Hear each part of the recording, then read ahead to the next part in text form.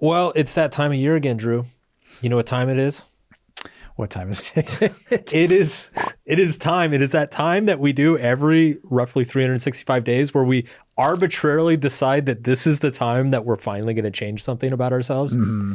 And then we sit and we obsess and we get really excited and we write down a bunch of goals. And then by February, we're back to snacking on the couch and watching Love is Blind reruns. Right. Or maybe I'm just speaking for myself. I don't know about you. That checks out pretty much. Yeah. So It's the Subtle Art of Not Giving a Fuck podcast with your host, Mark Manson. are you ready for this time of year? Are you excited for this yet another New Year, New You special? I do like a fresh start. I do. And maybe that's just because of the novelty of it or whatever, but I do appreciate the fresh starts. Yeah. Yeah. I will say my evolution with New Year's or New Year, New You, it's changed. You know, when I was younger, I was very cynical about it. I was like, this is stupid. You should be able to change your life any time of the year. You don't need a specific date. But I do think there is some sort of value to the ritual of, hey, first week of January, let's sit down, assess your life. What's working, what's not. I think that's the whole reason we have holidays, right? Is that they are reminders for us to check in on certain things or topics about ourselves. So I, in my older age, I've mellowed a bit and I've come around to it. Coming around. Okay, good. Well, that's good because it's January 1st. And we have to do another fucking New Year, New You episode. I think it was you at one point. You compared this, like the self-help industry. This is like our Christmas album or something like that, right? Like you have to do something on January 1st. It is impossible not to because it's just, it's especially now that I've been in this industry for like 16 years, I'm like, oh, it's another January 1st. Oh God, we need to like, what are we going to promote this year? Yeah. What's our new like PDF or special or course or whatever? Like every year it's something, right? So this year you guys get a podcast. It's no longer a blog post or anything like that. Which is the sack of coal equivalent of the the sack of coal equivalent. I mean, it's just a podcast. I mean, people are probably going to listen to 20 different New Year's podcasts. True. You know, trying to set their goals or anything. So we'll do our part. Right. We will check in. You know, last year you and I made New Year's resolutions, and then we did a check-in in June. I'm curious. Yours was sleep better. Yeah. You are currently underslept. I am underslept. This. Honestly, the year went pretty well. Last night did not go well. So if we step back, take the forest for the trees. I have improved my sleep habits. Well, I set a goal to run a marathon, and I quit by March. You were done by March. Yeah. I think I was like the typical New Year's resolution candidate for the last year. But I like what we're doing this year. So what we're doing today is actually. I've never been a huge New Year resolution guy. Same.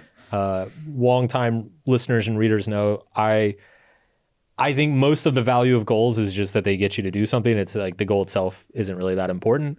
So it won't surprise people that I've never been huge on big New Year's resolutions. What I've always liked to do is I've liked to set a theme for the year of like, this year I'm focusing on X. And to focus on X, these are like the 2 or 3 modest changes or goals that I have throughout the year. So today, instead of doing fuck of the week, we're doing fuck of the year. The fuck of the year. What is our fuck of the year? What is either the thing that we want to give more fucks about or give fewer fucks about and why? And then we'll talk about what the repercussions of those things are. So do you want to kick us off? I can kick us off. Yeah. Okay. I can do this. Yeah. Mine is perfectionism. Okay. And this is a lifelong battle. And 2025 is my year to finally slay this dragon, I think. Okay. I think. How are you going to go about doing that? Well, first of all, what I did is I kind of took an inventory of like how perfectionism is kind of like fucking up my life, or there's areas where I'm like, I don't really pay attention to, but I'm like, if you weren't so perfectionist about this, you would probably do a little bit better on that. Sure. So I kind of took an inventory first of that. What are some of those things? Yeah, sure. Well, I mean, first of all, the big one I've noticed over years and years now is that perfectionism just leads to more paralysis around taking any sort of action for me. I have that kind of perfectionism. There's a few different flavors of perfectionism. The one I have is kind of leads to that anyway.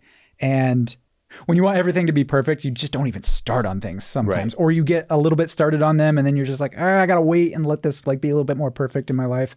And that's just, I can't keep doing that. Yeah. Because you end up spinning your wheels, or I got like 10 projects that I start that I don't finish. Yeah. That sort of thing. So yeah, that's a big one. So what's your plan of attack here? What are you tangibly going to change? Yeah. So the thing I've learned, especially if I'm like doing this podcast, is like how like you just don't, you can't get it perfect. You won't get it perfect. And so being more accepting around that, and just trying more things, and like failing in public, that's kind of going to be a big part of this, I think, too, is just be like, well, you've done plenty of that. Done plenty of that. But just being a little bit more open about things with people too, and just be like, hey, I'm planning on doing this. And knowing that, I mean, not even for the social pressure. I think a lot of people do that for like, oh, it's going to be social pressure, but just be like, letting people kind of nut in on some more of like my plans. Cause I usually keep pretty private about things because of the fear of like, oh, if I tell somebody this and I don't do it, it's going to look really bad and it'll be imperfect, you know. Is there a fear of criticism or judgment as well? 100%. Yeah. Okay. Yeah. I think that's a big part of my perfectionism too. Okay. I fear that. Yeah. Okay. Yeah. So being more open about plans, being more okay with things not going great. Like how are you going to keep yourself accountable on this stuff? Because it's easy I was going to ask you about this, because this is kind of wishy-washy, a little bit like abstract. Sure. Like, how do you take something that is more abstract like that, and you have this, I mean, just in general, what we're doing here is more, we're saying we're not going to set resolutions, we're going to have these themes. Well, that's pretty abstract. So how do we make that more concrete? Or should we? I think it's useful. When I approach this stuff, I always like think of the theme or the issue that you want to attack. Perfectionism is in your case, right? And it's like the thing about stuff like this as well is you've struggled with perfectionism your entire life.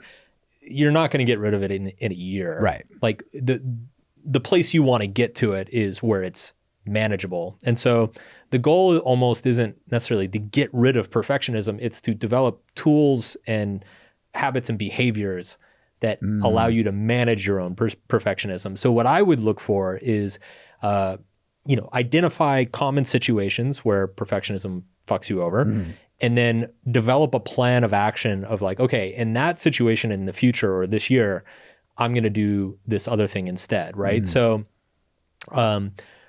broadcasting decisions, I would get very, very clear on like, okay, where that has tripped you up in the past and where you've been afraid to kind of express your plans or your ambitions or your motivations, like get really clear on, I'm going to share this with people in this context. So before I do this sort of thing, I'm going to shoot a message to my friends or my family or my siblings or whatever and be like, hey, this is what I have planned, and make that commitment to include that the next time these situations come up, essentially. Okay. And I think it's probably useful to find like 2 or 3 situations like that and create those very tangible action plans. Because if you kind of just go through the year all wishy-washy of like, I want to be less perfectionist, then as we all know, you kind of don't really change. So you have to like whittle it down to the actual behaviors that you're going to modify. And again, I think the goal shouldn't be to get rid of the perfectionism. It should be to find courses of action that help mitigate or compensate for the perfectionism. Yeah, the outcomes of it. Yeah. Okay. Yeah, that makes a lot of sense. Like damage control. Okay. Mostly. Yeah. So I'll create an example, and I don't think you have a problem with this, but let's say that you were struggling with perfectionism, like within our business, the podcast, right? It's like every time I ask you for a podcast outline, it shows it like it's crickets, like nothing shows up, and it's because you're just obsessing over all this stuff. And let's say that was a consistent problem.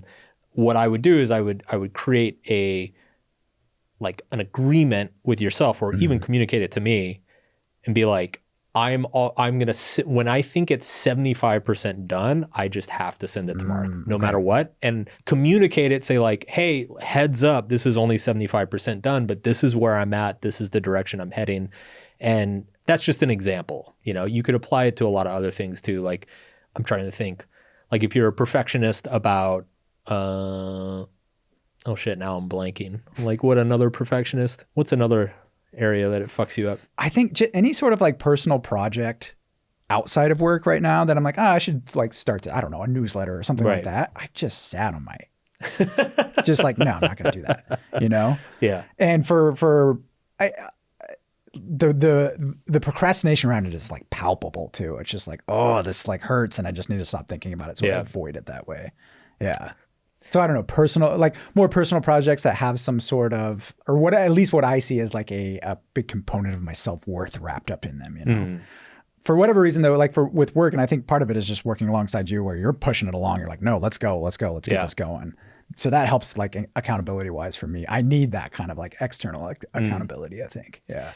Do you have other people in your life that are like that? Like, so for instance, we've talked about this before, how I'm like an anti-perfectionist. I am just like, fucking ship it, whatever. It's a mess.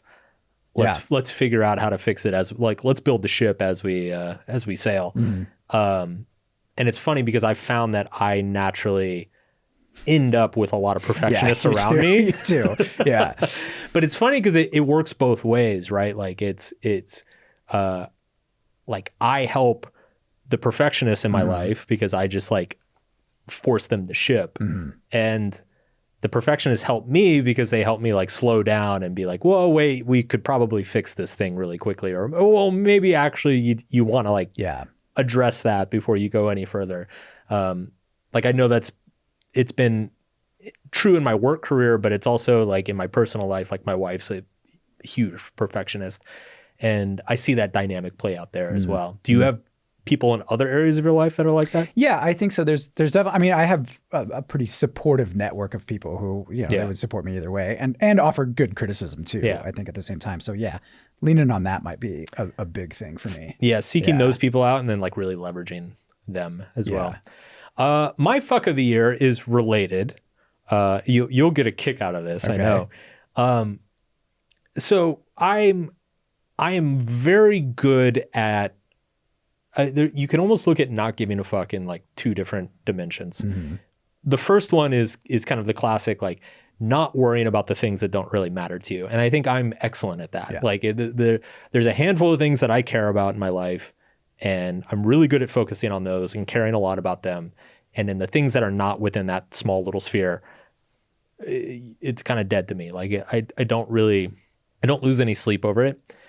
Within that sphere, I am definitely, and you have experienced this directly, within the sphere of the things I give a fuck about, I think I'm a little bit obsessive and a little bit of a control freak. I knew you'd enjoy this. I knew you'd really get it. I'll let you finish. You're the perfect co-host for this episode. And as you know, so the team's growing. There's a lot more people on the team, which means I need to like delegate and trust people, like get things done and not meddle as much. But also, like as listeners are going to discover, we're doing a lot of new things this year. Yeah. Like my business is going to change a lot over the next 6 to 8 months. And in many ways by 2026, like my career is going to look very different than it does today.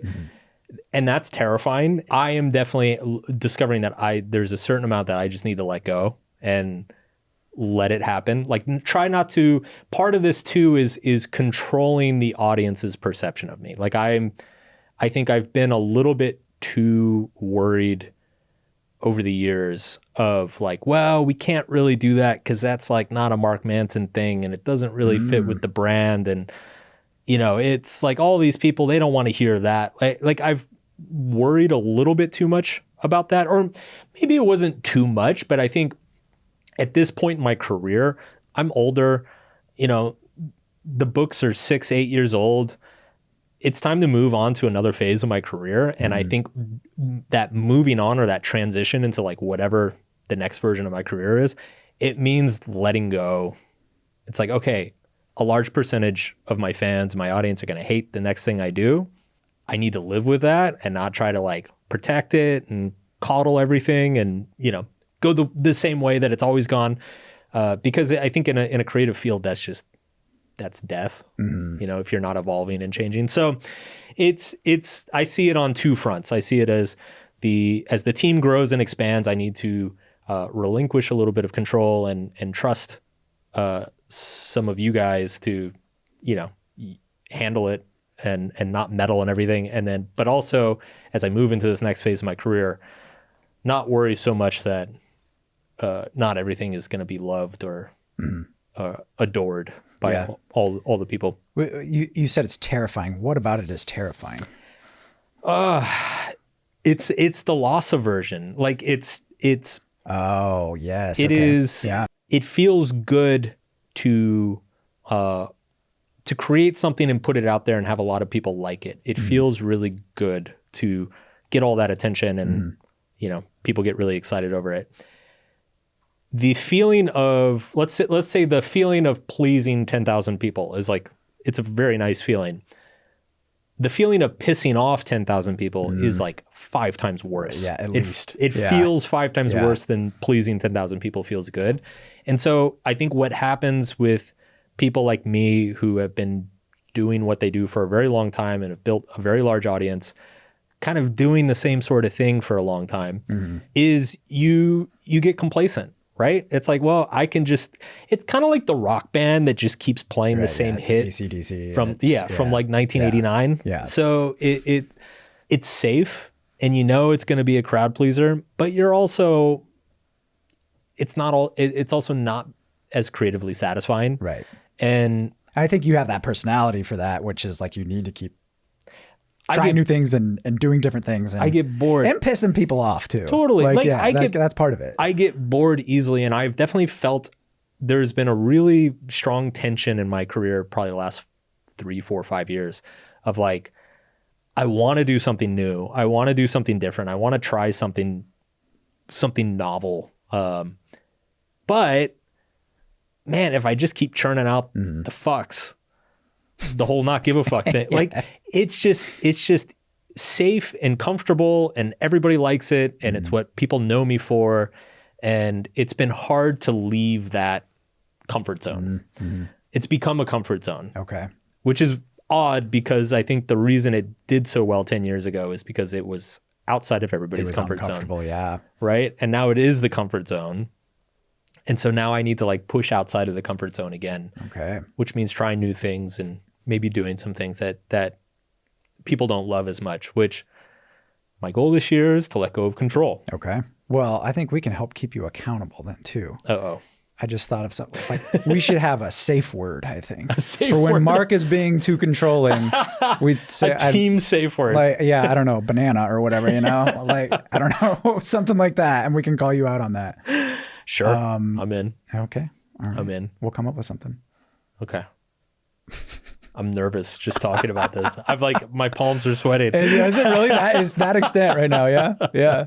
I didn't realize up until like probably the last couple of years of how much of that, because when it was just small, it was just a few of us, we all kind of had our own little area and you could kind of pull the strings from wherever you needed to. Totally. Yeah. But it's a very different beast now. Yeah. When it was just 3 or 4 of us, it's easy because it's like all of us talked about everything. So it didn't feel intrusive. It didn't feel taxing on me.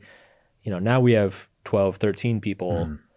So if I'm hearing about every little problem that's going on with all 12 or 13 people, I will get nothing else done the entire day. Yeah. And I will be stressed the entire day. Yeah. Right. So there have to be boundaries. And at some point it's like, hey, this is your problem, or this is her problem, or this is that guy's problem. It's not my problem. It only becomes my problem if it like clears certain thresholds. Okay. That it's worth bringing to my attention. So some of that is just like business management stuff, but I think the emotional experience and the thing that I'm working on is just the letting go of control. Okay. It's like, I don't get to always determine what the outcome is in everything in my life. And this is true, by the way, in other things that I care about in my life, like I also could probably do with backing off a little. Yeah. Like okay. I'm just all in or all out. Like okay. that's just my personality. Yeah. I have no chill mode. Okay. We'll see how this one goes. I just, from my perspective, you've hired a very competent team. I don't think there's anybody on the team who can't handle Sure. what you've assigned them to do in any way. Yeah, So you're a little biased, but that's true. That's true. Also, we need to talk about a pay raise after that. Oh God, here it comes. Here it comes. No, we're good. Okay. I'm excited to see how this goes for you. Yeah. So there we go. All right, we'll be right back.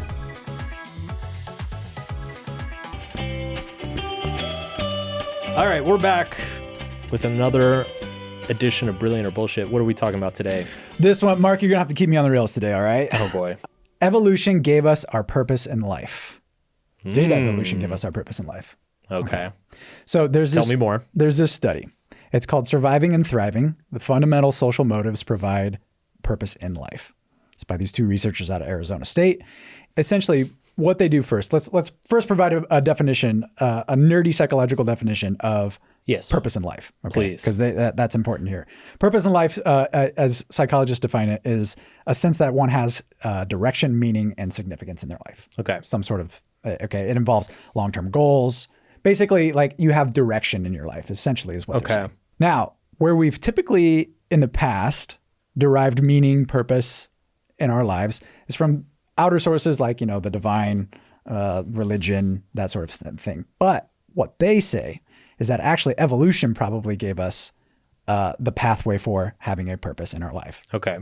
Logically, right? From a general evolutionary perspective, okay, you should actually have some sense of well-being in your life if you are doing things that would increase your quote-unquote reproductive fitness, right? Totally. Like passing your genes on to the next. Absolutely. And that can involve, that's not just like sex, or anything like that, but that can involve relationships, anything.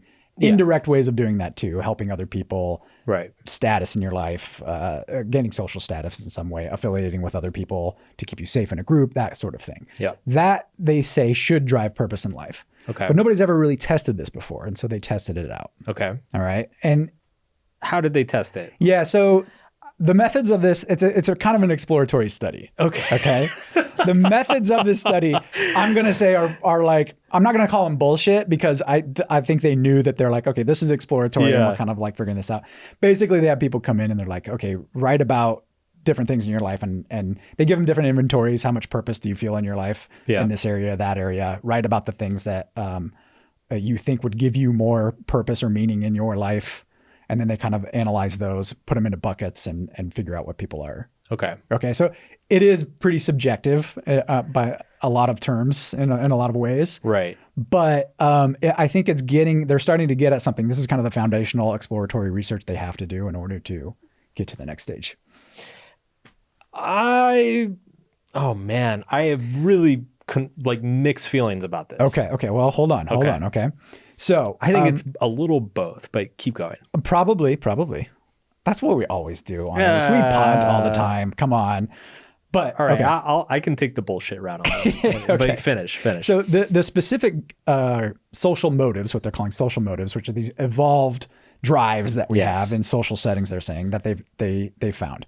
Self-protection, just like keeping yourself safe in a physical environment, avoiding disease, mate acquisition, finding somebody to get naked with, right? Yeah. Mate retention. So if you're already in a relationship, retaining keeping them around. Yeah, the relationship maintenance.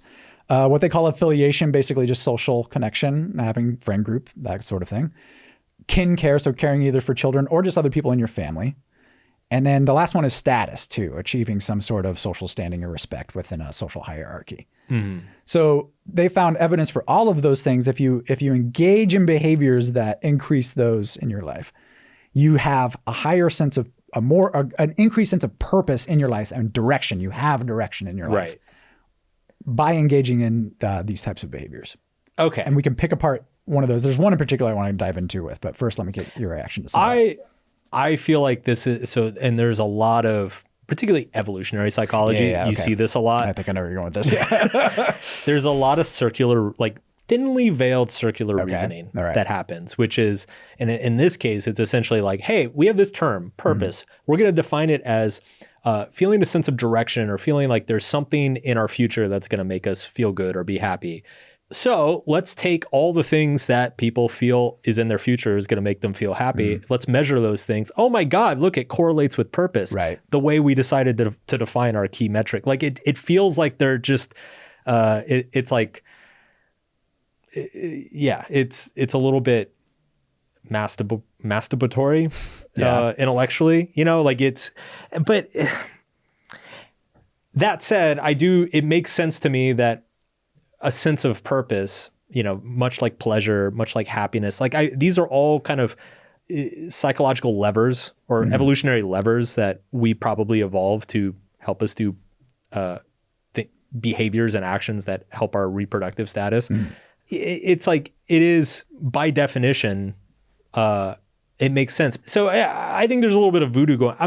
The irony here is I think I agree with their hypothesis. Right. I agree that like a sense of purpose is probably something that we evolved to get us to do things to increase our survival and our reproduction. Well, okay, but let's take that point right there. Yes. Okay, which you agree with. Yes. Okay, and I think the kind of the conclusion of the study they make is that, or at least one that I took away, was we often have these like, oh, I need to find my purpose in life, and I need to go out and I need to some grand thing. I need to be a writer, or I need to be an artist, or I need to be that kind of thing. Yeah, yeah. And they're saying actually what you need for direction and purpose in your life is to like do the things that humans do. Yeah.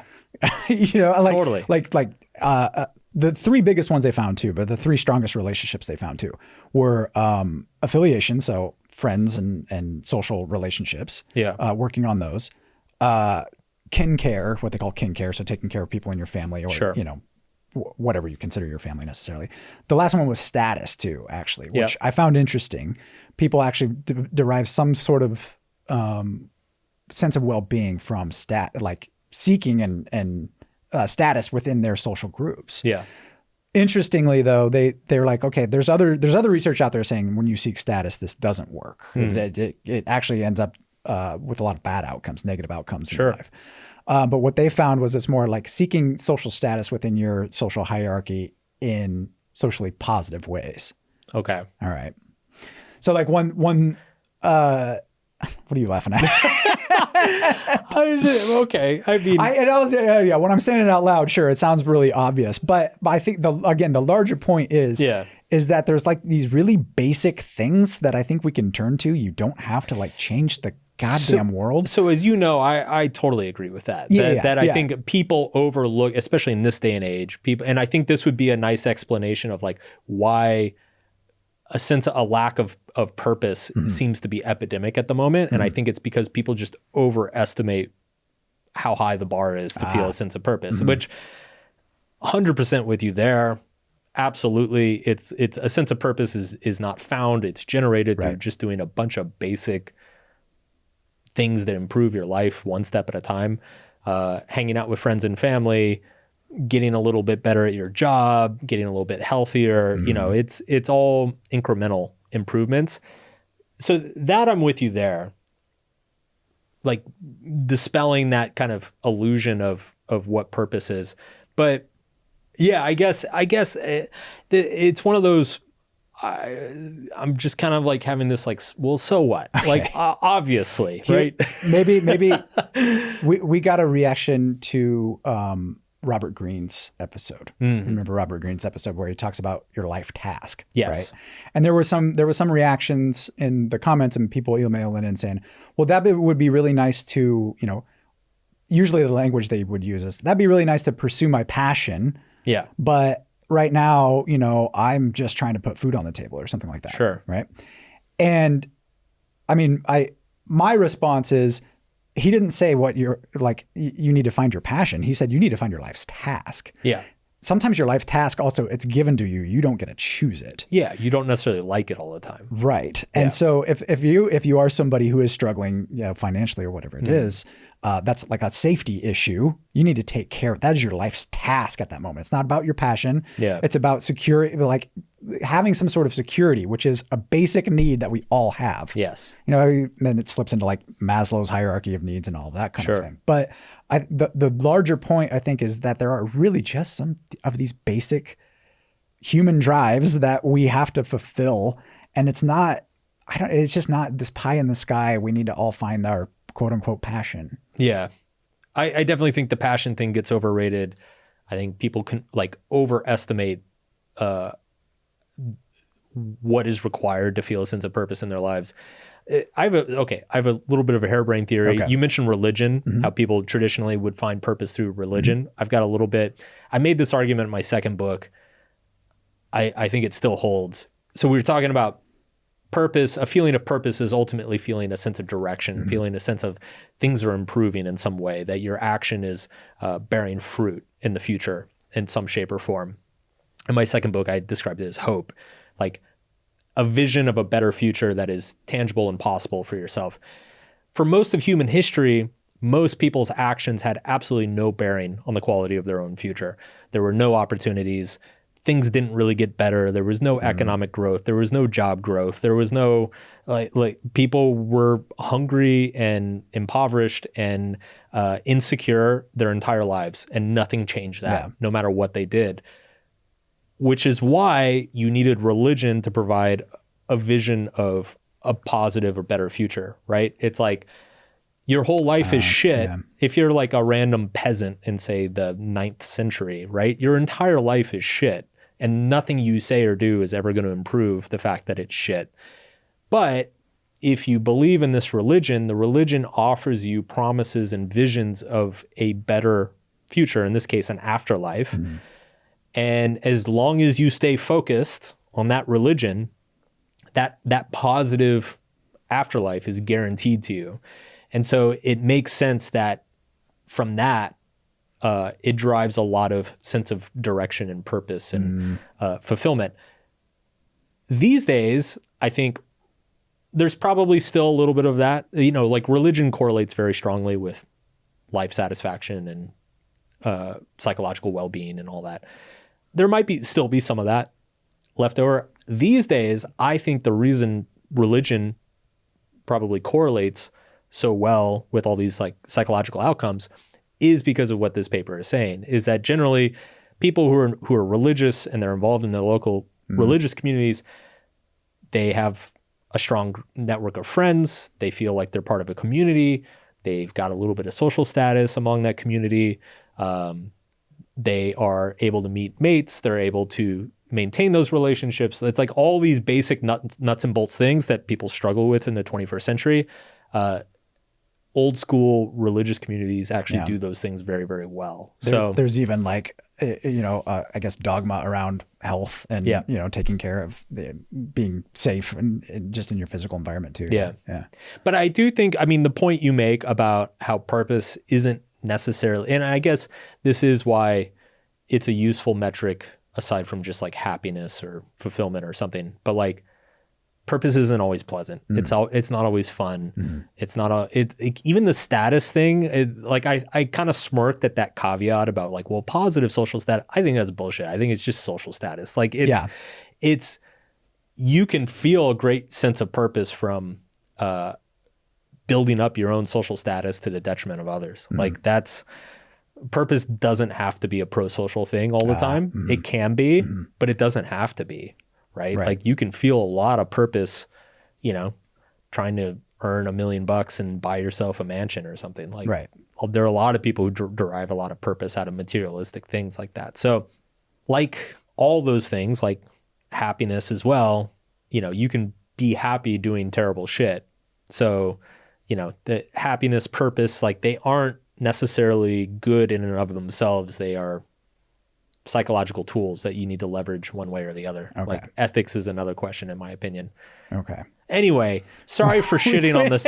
Sorry for shitting on the circularity of the definitions, but it just like, I don't know. Like I've just read so many evolutionary psych things over the years that it's like, we have an evolutionary mandate to behave in XYZ fashion. So we're going to take this term and we're going to define it as pursuing XYZ. Oh my God, look, it all correlates to each other. I'm like, well, yeah, of course it does. Okay. Because we're all just kind of theorizing here. That's true. It's very much like abstract in the mind. You can run these experiments in your own head and come to whatever conclusion you want. I do agree with that. I do agree with that. Yeah. The larger point I think I wanted to make was in this new year, when you're going out and you're setting goals and you're trying to find some sort of direction in your life, Yeah. it's probably right in front of you. It's not, Yes. you don't need to go out and, reinvent the wheel here. You have it right in front of you. Take care of the people.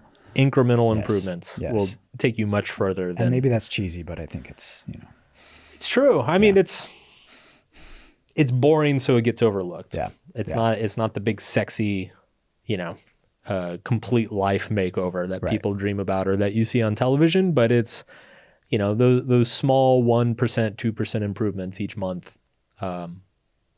That's the real shit. So, I'll say too, okay, that the status thing, one thing that kind of clicked for me in this was that I do this in my friend group and my social group that I have, and I've talked about this before, is my status is gained through helping. Like I've virtue signaled before that I'm so helpful, with my friends and whatever. But like I've noticed that, and I think that is within my like friend group, like I'm the helpful one, I'll be there for you, that kind of thing. Everybody else has their own thing too. So, and there's not really a hierarchy. It's just everybody has their own little status thing that they do. And that's mine. Yeah.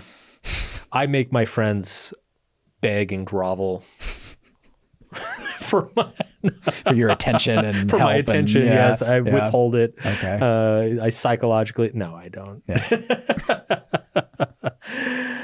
Where do we land on that? Bullshit, brilliant. It was okay. We should have a third option. Brilliant, bullshit, or it's okay. I like I guess I like the idea of it. I like the content of it. I like the general thrust of it. I understand the nuances where it is getting a little bit circular or could be circular. Yeah. Okay. That's a little bit bullshit. Yeah. Okay. We punted once again. So it was a little bit of both. Yeah. Well, isn't everything a little bit of both brilliant and bullshit? True. That's true. Okay. We'll be right back.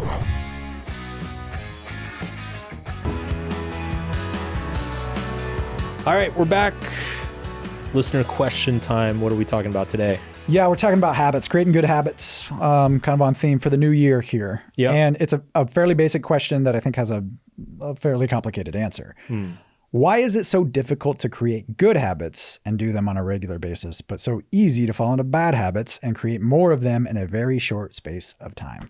Well, it is a perennial question. I think it's simply because most good habits are short-term, not fun, and long-term, very satisfying. And most bad habits are short-term fun and long-term, very unsatisfying. That's kind of what makes them both good and bad habits. And ultimately, I think this is just a struggle, a universal struggle of every human on this planet of trying to balance your short-term pleasure and satisfaction with your long-term interests and health and better judgment. And it's something that I think we all suck at initially, and it's something we all have to learn as we go through our lives and get better at as we go through our lives. I don't think anybody has it completely, like, nails it every single time. So that's the why. Yeah. I guess the next question is the how. Yeah. So to dwell on that for just a second, there's, in habit science, there's like the habit loop, right? Yeah. You have the cue, then you have the behavior, then you have the reward. Okay. Yes. Charles Duhigg did that in his a book on habits, and then James Clear kind of elaborated on that for sure. And what you're saying is there's this tension between immediate and long-term benefits. Right. And the reward part of that cue behavior reward with bad habits so often comes almost immediately. So it's reinforced. It's much more easily reinforced for us. Whereas the benefits of good habits are usually long-term, eating healthy, exercise, sleep, all of that is often delayed. And so we don't see that. So yeah, the how part, that's the real question. How do we shift that? Do we shift that time curve? Maybe I've seen some suggestions like having a relationship with your future self, like being, like that sort of thing. Is there anything to that for you? I don't know. I not really. Like, I don't think about that in that context. I don't think about future and past, Mark, a whole lot. I mean, for me, and again, this is Duhigg and Clear land on this as well. Like, the easiest modification you can make in that loop is the cue, right? It's like, just remove the cues as much as possible. So like, let's say you're a midnight snacker, right? Like the easiest thing to do is to just get rid of the snacks in your house. Right. Like it removes that cue. You can also figure out like what is it that makes you hungry, or like what is the impulse or the emotion that makes you want a snack at a certain time each day. Maybe it's because you're eating too big of a dinner and too light of a lunch, and maybe if you eat a larger lunch and a smaller dinner, like it fixes that craving in the middle of the night. Like, so figuring out like what are the impulses that are driving the bad behavior is, in my opinion, the most of it, right? Like for me, the willpower is not really a factor as much. Or if you are relying on willpower, then you've probably lost. It's just right. Yeah, you're delaying the inevitable. Yeah, there has to be some sort of like change you have to make though, because just thinking about this stuff doesn't work, obviously, right? Totally. Like you mentioned the environmental stuff. I know for me, like cleaning up my diet was just like, it was removing. When I grocery shop, I don't buy junk, or I actually like do a lot of delivery and pickup now, so I'm not even in the store and don't grab those, because you're not fighting the diet challenge at the refrigerator door. Then you do it way ahead of time. Yeah, if you're relying on your own decision making constantly, plan beforehand so that you're just not triggered in the first place, I guess. I'm trying to think, like, what else is there? I'm blanking right now. With that, I recently, so this is, I've always been a proud non-gamer. I recently borrowed a Nintendo Switch from from a friend. Okay. She wasn't using, she's a new mom, and she's like, I don't got time for this. So I borrowed it just to see what it was like. Oh my God. Oh my God. Zelda is so far. Oh man, that's such a cool game. What I found that I was like, okay, I need to like stop playing this, whatever. I unplugged the thing and like set it somewhere else from the TV completely. So I can't just like sit right down and do that. So that's like inserting like strategic friction. Strategic friction is a huge one. We had Nir Ayal, a good friend of mine, on the podcast a few months ago. And I remember he did something which you can get these plugs. Oh yeah, the timers. Yeah. With the timers on them. So you can put a plug, plug it into your light socket and plug a device into it. And then you can program it so that it only gives power to that device like certain, say from 6 p.m. to 9 p.m. every day. So he attaches video games to that. And so it's like the PlayStation wouldn't even work until 6 p.m. every day. So it just doesn't even give him the option. Like to change it, he has to like climb under the furniture and like redo everything. So adding friction to the things that you don't want to do, and then also adding rewards and incentives to the things you do want to do. Again, increasing the reward of the positive habits. So this could be something like having an accountability buddy at the gym, joining a class instead of, trying to exercise alone, doing a miserable workout, like pick up a sport, a game that you can play, a new hobby, anything you can add on. Like we're animals, right? It's the old carrot and stick. Like I almost think of it as like training myself like a dog. Like I use the smarter, instead of like using your enlightened part of your mind to like fight your animalistic mind in the moment, because it's probably going to lose most of the time. Use the smart enlightened part of your mind to like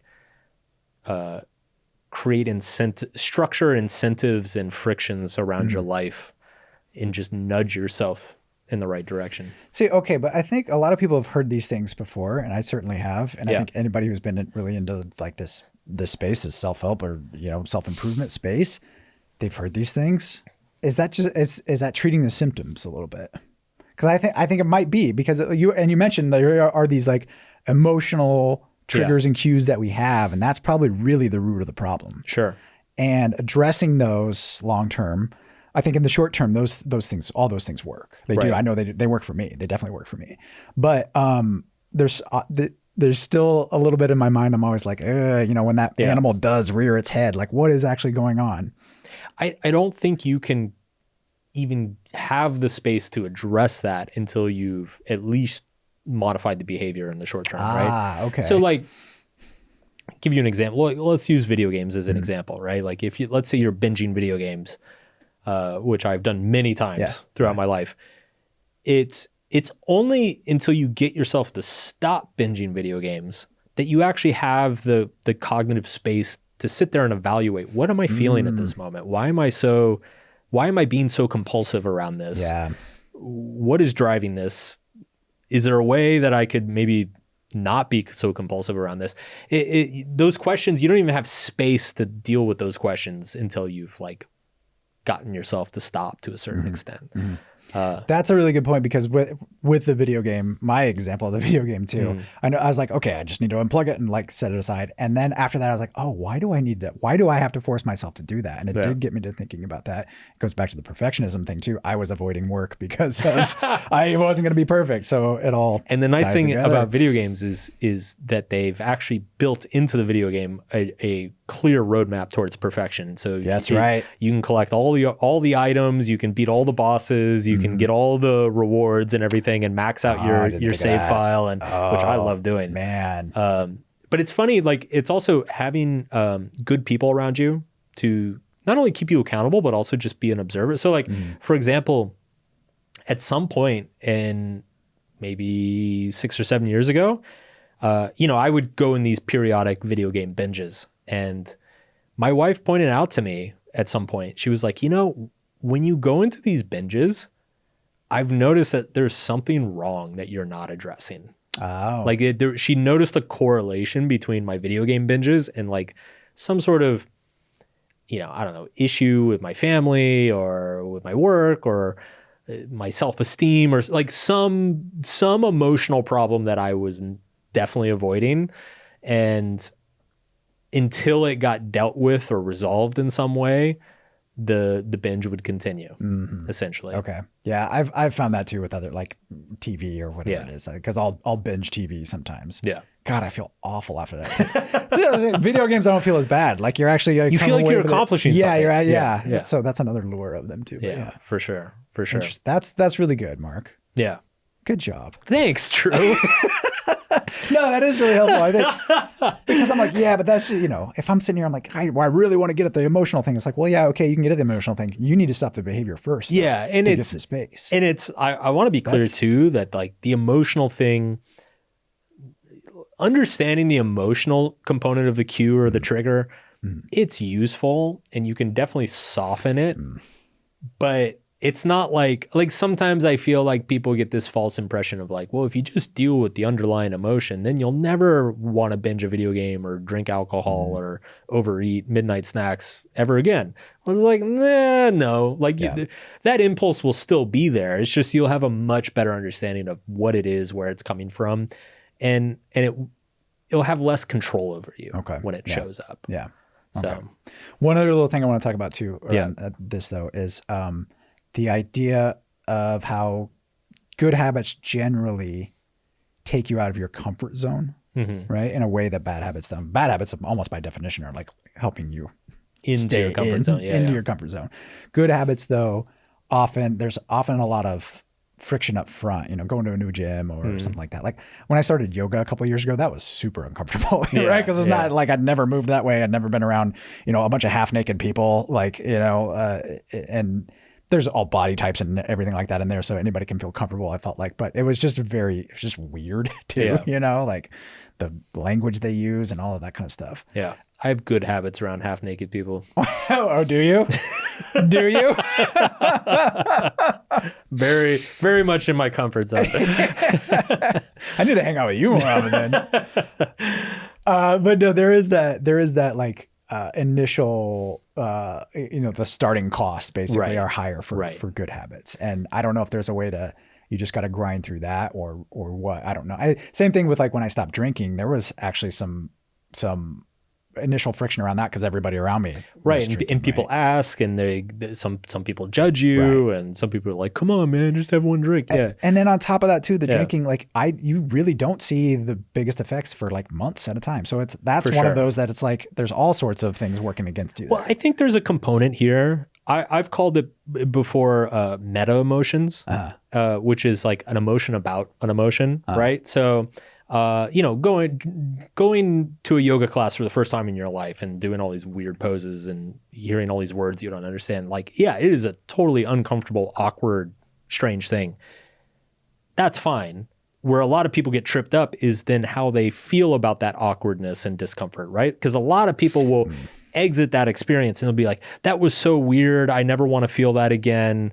I shouldn't have to feel something awkward, right? Like this is supposed to be a good thing for me. Whereas some people say like, okay, that was awkward and that was difficult, but I'm really glad I did it. I'm improving, I'm learning. This is part of the process, right? It's similar to when you fail a new habit. Like no matter what your goal is or whatever your desired habit is, like you're going to slip up at some point, right? You're going to eat the burger or miss the workout or whatever. Again, the meta emotions have a huge role. Like that's where they become very significant. So you miss the workout that you're supposed to do. Some people are very harsh with themselves. They judge themselves horribly. They're like, man, I fucked everything up. This is why I never get better. This is why I never achieve any of my goals. Whereas some people are like, hey, it happens. Nobody's perfect. This is a marathon, not a race. Let's get back on the saddle. Let's do it again next week, right? And it's how much are you judging yourself for the inevitable discomforts and failures versus how accepting are you of yourself? And then there's also being too accepting, right? Like if you're missing every other workout and every single one, you're like, well, I deserve missing this one because I worked late yesterday, or I deserve missing this one because next week's my birthday. Like if you're constantly excusing yourself, then that's also a problem. So there is a emotional process around the emotions that you're experiencing, which I think takes a lot of wisdom as well. Yeah. We covered a lot of that in the self-discipline episode too, so we should link to that. But yeah, that's a good point. Where self-discipline is self-correction. Yes. But there's a balance you got to strike. Yeah. Yes. Yeah. Okay. Absolutely. Cool. All right. Is there a wisdom of the week? Of the year? No. God damn it, Drew. I forgot again. Oh, no. It's the last time I leave you up to outlining the episode. This will never happen again. Oh no! See, you're practicing your imperfection. Yes, and you need to let go of control. And I'm already over it. That's wise. Don't give a fuck. That's wise. So maybe that's our wisdom of the week. All right, guys. We will see you next time. The Subtle Art of Not Giving a Fuck podcast is produced by Drew Burney. It's edited by Andrew Nishimura. Jessica Choi is our videographer and sound engineer. Thank you for listening, and we will see you next week.